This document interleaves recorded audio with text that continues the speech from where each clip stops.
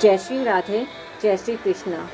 अपना मान भले टल जाए, भक्त का मान न टलते देखा। ऐसे हैं हमारे कान्हा।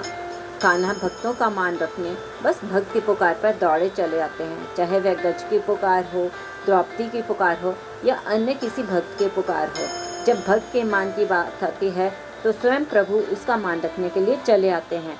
ऐसे ही भक्त नरसी का मान रखने के लिए जब स्वयं प्रभु चले आए, यह कथा अवश्य सुने। एक बार नरसी जी का बड़ा भाई वंशीधर नरसी जी के घर आया। पिताजी का वार्षिक श्राद्ध करना था।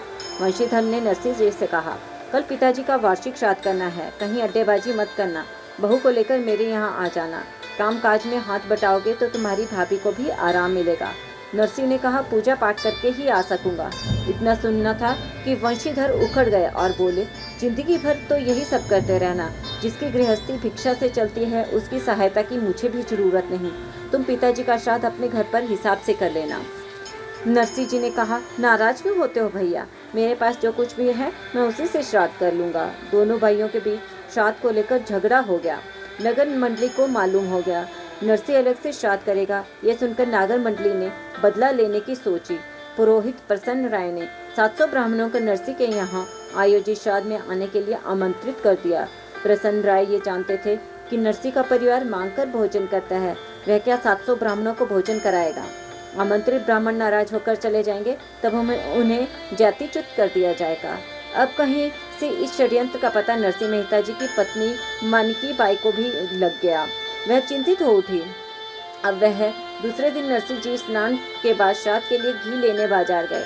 नरसी जी उधार में चाहते थे पर किसी ने उनको घी नहीं दिया। अंत में एक दुकानदार राजी हो गया और शर्त रख दी, नरसी जी को भजन सुनाना पड़ेगा। फिर क्या था, मनपसंद काम और उसके बदले घी मिलेगा, ये तो आनंद हो गया। अब हुआ ये कि नरसी जी भगवान का भजन सुनाने में इतने तल्लीन हो गए कि ध्यान ही नहीं रहा कि घर में श्राद्ध है। मित्रों, ये घटना सभी के सामने हुई है और आज भी कई जगह ऐसी घटनाएं प्रभु करते हैं। ऐसा बहुत भक्तों ने अनुभव किया है। ऐसे ऐसे लोग हुए हैं इस पावन धरा पर। तो आइए कथा में आगे चलते हैं। अब नरसी मेहता जी गाते हुए भजन उधर नरसी के रूप में भगवान कृष्ण श्राद्ध कराते रहे। यानी कि दुकानदार के यहाँ नरसी जी भजन गा रहे हैं और वहाँ श्राद्ध कृष्ण भगवान नरसी जी के भेष में करवा रहे हैं। जय हो, वह प्रभु क्या माया है। अद्भुत भगवान के सम्मान की रक्षा को स्वयं भेष धर कर आ गए। वो कहते हैं ना, अपना मान भले टल जाए, भक्त का मान न टलते देखा। प्रबल प्रेम के पाले पड़कर प्रभु को नियम बदलते देखा। तो महाराज 700 ब्राह्मणों ने छक्कर भोजन किया। दक्षिणा में एक अशर्भी भी प्राप्त की। 700 ब्राह्मण आए थे तो नरसी जी का अपमान करने थे, परंतु कहाँ बदले में सुस्वादु भोजन और शर्फी दक्षिणा के रूप में। वाह प्रभु, धन्य है और आप भी और आपके भक्त भी। दुष्मति ब्राह्मण सोचते रहे कि ये नरसी जरूर जादू टोना जानता होगा। इधर दिन ढले घी लेकर नरसी जी जब घर आए तो देखा मानिक बाई जी भोजन कर रहे हैं। नरसी जी को इस बात का क्षोभ हुआ कि श्राद्ध क्रिया आरंभ नहीं हुई और पत्नी भोजन करने बैठ गई।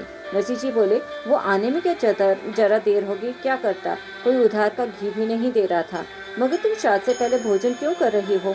मानिक बाई जी ने कहा, तुम्हारा दिमाग तो ठीक है, खड़े होकर स्वयं तुमने श्राद्ध का सारा कार्य किया, ब्राह्मणों को भोजन करवाया, दक्षिणा दी, सब विदा हो गए, अब तुम भी खाना खा लो। ये बात सुनते ही नरसी जी समझ गए कि उनके इष्ट स्वयं उनका मान रखने आए थे। गरीब के मान को, भक्त की लाज को परम प्रेमी करुणामय भगवान ने बचा लिया।